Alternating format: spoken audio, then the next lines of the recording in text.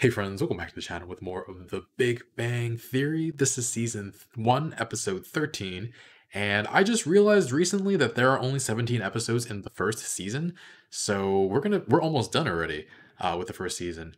And I'm excited because I've read some comments saying that season 1 kind of just sets the scene for the rest of the series, that it's not as good as the rest of the series. So excited for the increase in quality because I'm already enjoying this quite a bit now. So yeah, looking forward to that. Last time we had Sheldon's ego just being battered by this 15-year-old kid, Dennis, who was just smarter than him in every way. The guys wound up distracting him with a girl, and so Sheldon's now back on the track of being the top of his field. Anyway, excited to continue. If you want to watch the full reaction, check out Patreon in the link in the description below. Early reactions over there as well. And leave a like, really helps with the channel, and let's get started. There's going to be a scene depicting Spock's birth. I'd be more interested in a scene depicting Spock's conception. His mother was human, his father was Vulcan. They couldn't just conceive. Maybe they had to go to a clinic. Imagine Spock's dad in a little room with a copy of Pointy Ears and Shaky Rears. Wow. I was writing an email and the A key got stuck. Now it's just going, ah! What'd you spill on it? Nothing. Diet Coke and yogurt. Yogurt? A little nail polish. Oh man. Look at it. Fishman, Chen, Chowdhury, and McNair aren't fielding a team in the University Physics Bowl this year. With those guys out, the entire physics bowl will kneel before Zod. Zod? Kryptonian villain, long story. Good story. Oh. Count Oh. me out. Oh. Why? We're 4 people. By Penny. that reasoning, we should also play bridge, hold up a chuppah, and enter the Olympic bobsled competition. Tickets to that, please. Do I need to quote Spock's dying words to you? Do The it. needs of the many. Outweigh the needs of the few. Or the one. Damn it, I'll do it. Yay. Raj accidentally speaking.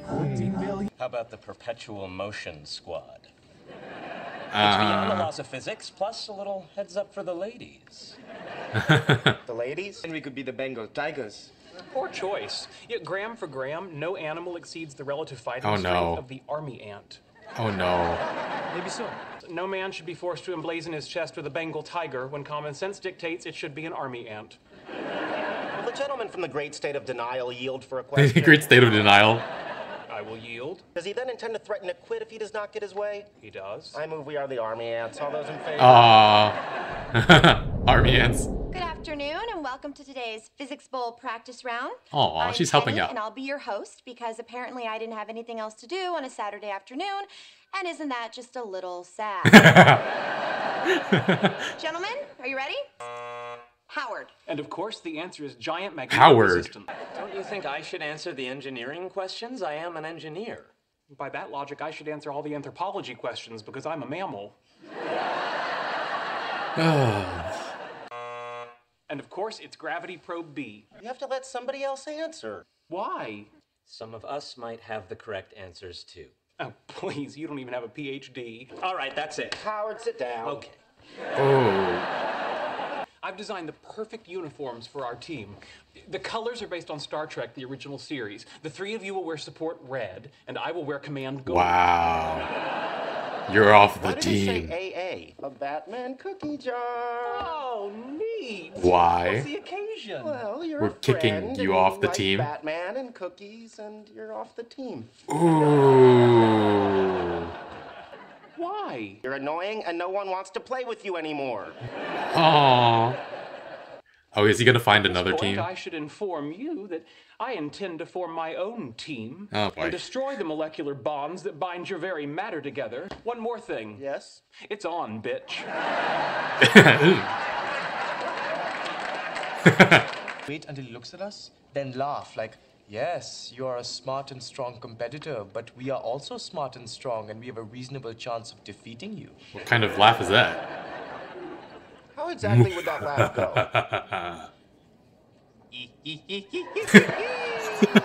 Same hand motion, Sounds just more different. like we are a... Let's remember that Sheldon is still our friend and my roommate. So?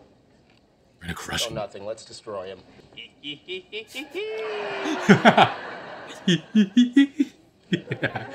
Who's their fourth, though? Oh, yeah. We can't Oh, ask yeah. Leslie Winkle. Why not? Because you slept together and when she was done with you, she discarded you like last night's chutney? Last night's chutney. Leslie, I have a question for you, and it might be... What if she's already on awkward, Sheldon's you know, team? Given that I... He hates her, but that would be an ultimate FU to Leonard. There's no reason to feel uncomfortable just because we've seen each other's faces and naked bodies contorted in the sweet agony of coitus. Sweet agony. Does not? I'm really busy with my like sign to left on supersymmetry search. Just have to face Sheldon mano, imano, amano. She's in. She's in. She's in. That arrogant, misogynistic East Texas doorknob that told me I should abandon my work with high energy particles for laundry and childbearing. Wow. Destroy him. Destroy him. Got your game face on? No. Are you ready? But you don't have to stay for the whole thing. Gentlemen. Sheldon. Sheldon. Sheldon. Hello, Sheldon. Leslie Winkle. The answer to the question, who made Sheldon Cooper cry like a little girl? I'm polymerized tree sap, and you're an inorganic adhesive, so whatever verbal projectile you launch in my direction is reflected off of me, returns on its original trajectory, and man. adheres to you. Here's your t-shirt. Why? PMS. It's a couple days early. No. AA versus PMS. All night long, y'all. What is the isospin singlet partner of the pi zero meson? PMS. The Ada Mason. Correct. I was listening as if I could answer this. What is the force between two uncharged plates due to quantum vacuum fluctuation? PMS. Sheldon can suck on the Casimir effect. Correct. Aww. 760 degrees Celsius, the approximate temperature of the young lady in the front row. Mr. Wolowitz, this is your second warning. Second warning. A sigma particle. 1150, PMS, Whoa. 1175. Solve the equation. Holy crap. Leslie, Leonard, it's not going to work if you rush me. You have to let me get there. you are never going to let that go, are you? Ooh. 10 seconds. Yes. 0? 8? 8? 0.4. Okay. I'm sorry, that's incorrect. Oh. Can he do it? Oh, he... It is minus 8 pi alpha. Hang on a second. That's not our answer. How do you know anything about physics? Here I am janitor in former Soviet Union. I am physicist. Leningrad Polytechnica. Go polar bears. Now, maybe you have democracy now in your beloved Russia, but on this physics bowl team, I rule with an iron fist. Ow! Ow. AA, I need your official answer. No, I decline to provide one. Well, that's too bad, because the answer your teammate gave was correct. Oof. They lose because he... the Wow. Hang on. Sheldon, you would rather lose by yourself than win as part of a team? I don't understand the question. All right. The winner is PMS. Oh, wow. No.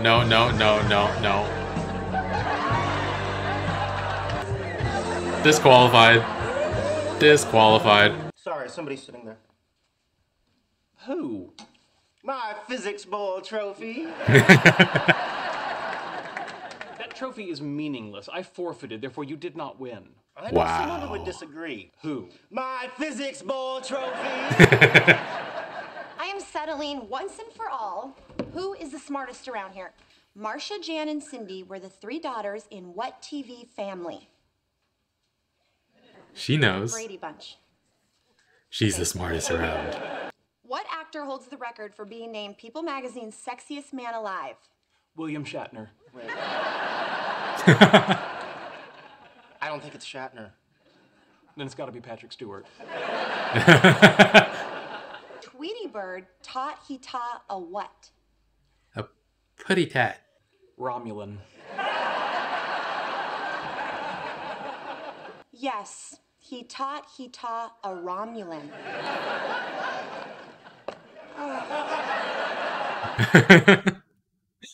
What the heck? Alright, just to let you guys know, copyright has been getting stricter, so I'm switching up my editing, so reactions are going to be a little shorter, unfortunately, like this episode. We'll still do my best to include the best parts at least, but there will be more use of the black screen to keep videos from getting blocked.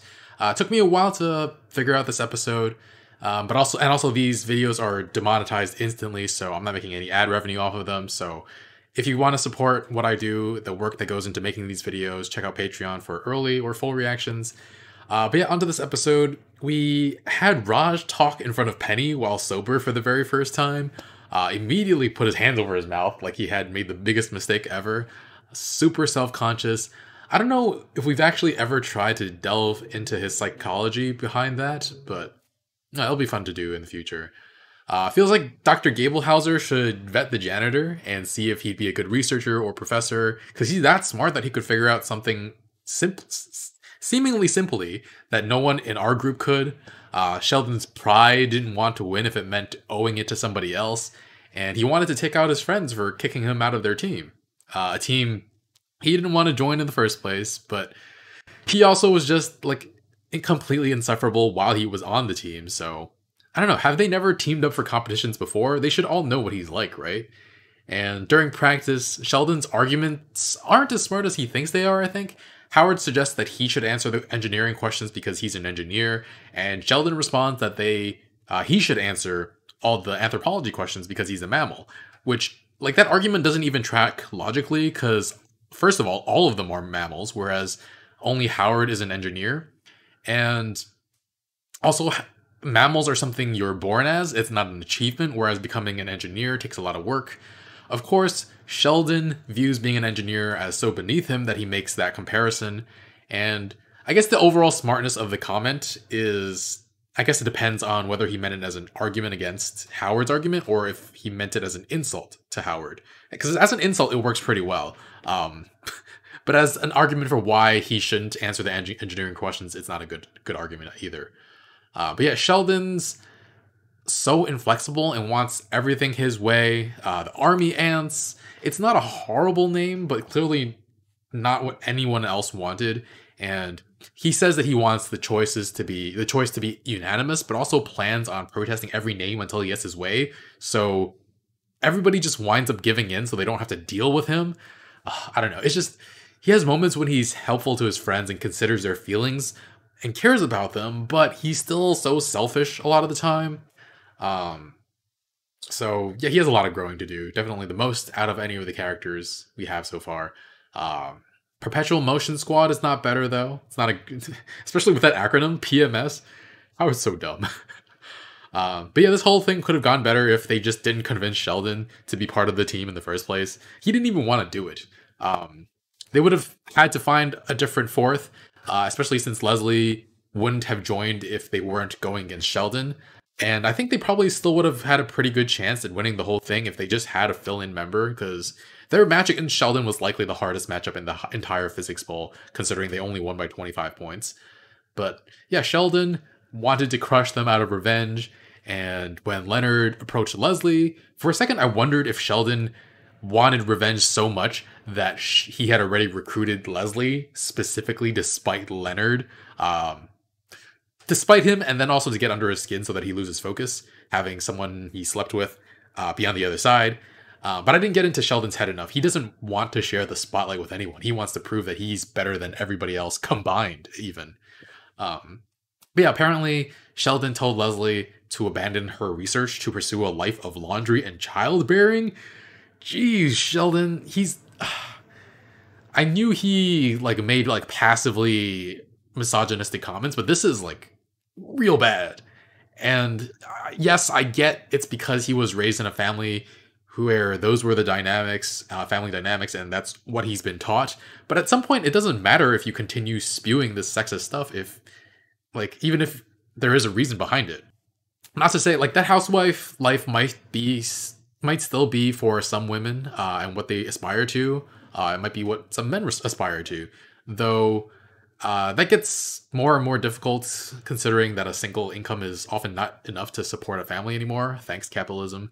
But yeah, we want that to be a choice that people make to take care of children, to do housework, not one decided for them by society, by men specifically. So I get Leslie's anger and her desire to take him down. I'm curious if he made that comment before or after she corrected his whiteboard, because she's shown that she can take him on. Anyway, they win. Howard apparently was harassing the woman in the front row the entire match and proceeded to strip off his shirt in the celebration. I was totally convinced that they were going to get disqualified, but they didn't. And they wound up winning the whole physics bowl, so good for them. Our physics bowl trophy. Leonard was really funny with that. He gets to lord that over Sheldon forever. So that's going to be... That's a nice turnaround of their relationship dynamic. And then they have the last scene with Penny testing Sheldon and Leonard on just everyday pop culture things. It was supposed to be a competition to decide who the smartest was, but luckily, even though Leonard was just making fun of Sheldon minutes before, they actually try to work together to get the right answer. And I mean, they don't get the right answer. I taught a Romulan. A Romulan? Penny was like, yes, a Romulan. So many Star Trek references in this episode. William Shatner is the world's sexiest man. No, Patrick Stewart. I think Jean-Luc Picard. I haven't seen any of the Star Wars fiction other than the first two movies, the reboot with Chris Pine. There was the outfits with Sheldon's team, and also needs of the many outweigh the needs of the one, and this. One last thing, I hope he paid those people to sit there with him in the physics bowl. I missed it if he said he did. But anyway, this was a fun episode. Enjoyed this dynamic. Liked the competition between them, and made for a lot of fun. Leave a like, really helps out the channel. Early and full reactions on Patreon in the link in the description below. And yeah, I'll see you guys next time. Bye, friends.